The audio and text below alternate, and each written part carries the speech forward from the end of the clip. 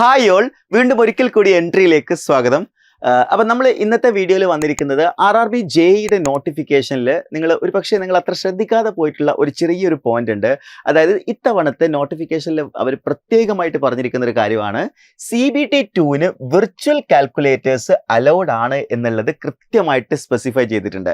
അതായത് CBT 1-ന് virtual calculators allowed അല്ല, എന്നാൽ CBT 2-ൽ നിങ്ങൾക്ക് വിർച്വൽ കാൽക്കുലേറ്റേഴ്സ് അലൗഡ് ആണ് എന്നുള്ള ഒരു നോട്ടിഫിക്കേഷനിൽ അവർ പ്രത്യേകമായി മെൻഷൻ ചെയ്തിട്ടുണ്ട്. അതുകൊണ്ട് തന്നെ ഇനി മുതൽ നിങ്ങൾ പ്രാക്ടീസ് ചെയ്യുന്ന സമയത്ത്, ഞാൻ ഇതിന് മുന്നേയുള്ള ബാച്ചസിലുള്ള സ്റ്റുഡൻസിൻ്റെ അടുത്തൊക്കെ പറഞ്ഞത്, നിങ്ങൾ തീർച്ചയായിട്ടും പെന്നും പേപ്പറും ഉപയോഗിച്ചുകൊണ്ട് തന്നെ നിങ്ങൾ കാൽക്കുലേഷൻ ചെയ്ത് പഠിക്കണം എന്നാണ് ഞാൻ പറഞ്ഞിട്ടുണ്ടായിരുന്നത്. എന്നാൽ വിർച്വൽ കാൽക്കുലേറ്റേഴ്സ് വന്നതോടുകൂടി നിങ്ങൾ കാൽക്കുലേറ്റേഴ്സിൽ നിങ്ങളുടെ പ്രിപ്പറേഷൻ നടത്താവുന്നതാണ്. നോർമൽ കാൽക്കുലേറ്റർ അല്ല അലൗഡ് ആയിട്ടുള്ളത്, വിർച്വൽ കാൽക്കുലേറ്റർ ആണ്. അതായത് ഡിസ്പ്ലേയിൽ നിങ്ങൾക്ക് ഇതേപോലുള്ളൊരു കാൽക്കുലേറ്റേഴ്സ് ആയിരിക്കും നിങ്ങൾക്ക് ലഭിക്കുന്നുണ്ടാവുക. സോ വിർച്വൽ കാൽക്കുലേറ്റർ ആയിരിക്കും നിങ്ങൾക്ക് എന്ത് ചെയ്യുന്നുണ്ടാവുക, ഈ എക്സാമിന് വേണ്ടി ലഭിക്കുന്നുണ്ടാവുക. അപ്പോൾ വിർച്വൽ കാൽക്കുലേറ്റർ വരുന്നതോട് കൂടി ഒരു ചെറിയൊരു കാര്യം ഞാൻ നിങ്ങളായിട്ട് ഡിസ്കസ് ചെയ്യാണ്. അത് ലോജിക്കൽ ആയിട്ടുള്ള കാര്യമാണ്. ഡെഫിനറ്റ്ലി നിങ്ങൾക്ക് അങ്ങനെ ആ രീതിയിൽ ചിന്തിക്കാവുന്നതേ ഉള്ളൂ. അതായത് SSC JEEയും RRB JEEയുടെയും ക്വസ്റ്റ്യൻസുകൾ കമ്പയർ ചെയ്യുന്ന സമയത്ത് നമുക്ക് മനസ്സിലാക്കാൻ പറ്റും, RRB JEE കുറച്ചുകൂടി തിയററ്റിക്കൽ ആയിട്ടുള്ള പേപ്പേഴ്സ് ആണ്. അല്ലെങ്കിൽ RRB JEEയിലെ ക്വസ്റ്റ്യൻസുകളുടെ നിലവാരം എന്ന് പറയുന്നത് കൂടുതൽ കൺസെപ്റ്റ് ബേസ്ഡ് ആയിട്ടുള്ള, തിയറി ബേസ്ഡ് ആയിട്ടുള്ള ക്വസ്റ്റ്യൻസ് ആണ് ഭൂരിഭാഗം ഉള്ളത്. എന്നാൽ SSC JEEയിലേക്ക് വരുന്ന സമയത്ത് ഒരുപാട് ന്യൂമറിക്കൽ ക്വസ്റ്റ്യൻസുകൾ നമുക്ക് കാണാൻ പറ്റും. SSC ജൂനിയർ എഞ്ചിനീയറിന് വിർച്വൽ കാൽക്കുലേറ്റേഴ്സ് അലൗഡ് ആണ്. അപ്പോൾ നമ്മളൊന്ന് ആലോചിച്ച് നോക്കി, അതേ വിർച്വൽ കാൽക്കുലേറ്റേഴ്സ് ഇവിടെയും അലൗഡ് ആക്കി എന്ന് പറഞ്ഞു കഴിഞ്ഞാൽ ഒരുപക്ഷെ RRB JEE എന്ന് പറയുന്ന എക്സാമിൻ്റെ ലെവൽ ഒരല്പം ഉയർത്താനുള്ളതിൻ്റെ ഭാഗമായിട്ടായിരിക്കാം. ഇതിൻ്റെ ഒരു അസംഷനാണ്. സിലബസിലൊന്നും മാറ്റം വന്നിട്ടില്ലെങ്കിൽ പോലും നിലവിലുള്ള സിലബസിൽ നിന്ന് അവർ ന്യൂമറിക്കൽ ക്വസ്റ്റ്യൻസ് കൂടുതൽ ചോദിക്കാനുള്ള ഒരു സാധ്യതയുണ്ട്.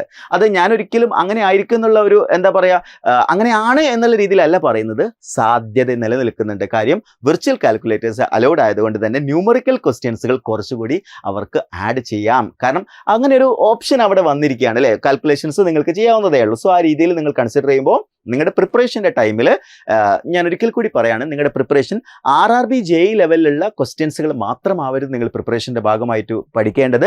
നിങ്ങൾ SSC ജൂനിയർ എഞ്ചിനീയർ ലെവലിലേക്ക് കൂടി ഒന്ന് നിങ്ങളുടെ പ്രിപ്പറേഷനെ അപ്ഗ്രേഡ് ചെയ്യണം. ഡെഫിനറ്റ്ലി അത് നിങ്ങളുടെ എക്സാമിന് ഒരുപാട് ഹെൽപ്പ് ചെയ്യും. എന്നാൽ SSC JEEൻ്റെ നിങ്ങൾക്കറിയാം അത്യാവശ്യം നല്ല ലെവലിലുള്ള ക്വസ്റ്റ്യൻസ് ഉണ്ടാവാറുണ്ട്. ഒരുപാട് ഹൈ ലെവലിലേക്കൊന്നും, ഒരു ഗേറ്റ് ലെവലിലേക്കൊന്നും പോകണമെന്നല്ല ഞാൻ പറയുന്നത്. SSC JEEയുടെ ലെവലിൽ കൂടി പോയി കഴിഞ്ഞാൽ കുറച്ചുകൂടി സേഫ് ആയിരിക്കും. ഓൾറെഡി ഒരു റൗണ്ട് പ്രിപ്പറേഷൻ കഴിഞ്ഞ ആളുകളൊക്കെ ഉണ്ടാവും. ഇപ്പോൾ എൻട്രിയെ സംബന്ധിച്ചിടത്തോളം 1 year ഒക്കെ കംപ്ലീറ്റ് ആയിട്ടുള്ള ആളുകളുണ്ട്. സോ അവരൊക്കെ സംബന്ധിച്ചിടത്തോളം ഇനി അടുത്ത ലെവലിലേക്ക് പോകണമെന്നുണ്ടെങ്കിൽ നിങ്ങൾ SSC JEE ലെവലിൽ കൂടി നിങ്ങൾ നോക്കുക. സോ ആ രീതിയിൽ ചെയ്യുന്നത് തീർച്ചയായിട്ടും ഈ പ്രിപ്പറേഷൻ്റെ ടൈമിൽ നിങ്ങൾക്ക് വളരെയധികം ഹെൽപ്ഫുൾ ആയിരിക്കും. സോ കാൽക്കുലേഷന് ചെറിയ ചെറിയ പ്രശ്നമുള്ള ആളുകൾക്കൊക്കെ ഇത് തീർച്ചയായിട്ടും ഹെൽപ്ഫുള്ളായി മാറും. കാര്യം വിർച്വൽ കാൽക്കുലേറ്ററിൽ എളുപ്പത്തിൽ നമുക്ക് എന്ത് ചെയ്യാം, ആൻസേഴ്സുകൾ കണ്ടെത്താം എന്നുള്ളതാണ്.